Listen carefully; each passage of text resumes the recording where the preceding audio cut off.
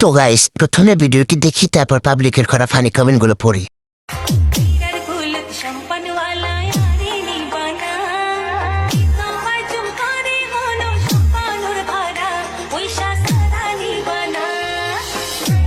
এদি আসলে একটা মাল রে। আয়েস আরাম আর কিচ্ছু লিগে না, চোদন আর খাওন আর কিচ্ছু না। এই সময় দম শুরু করো ভাই। সাইজটা মাপ দেন তো দেখি কত ফুট হয়, উপরে নিচে দিনটাই দিয়ে। শহীদানের পরে গেলে মুরগিগুলো তো এরকম গিরে যাইয়ে যাইবা। পরে গিয়ে হলের বিচে ফেটে যাবে কিন্তু। মনটা কেঁপে উঠল।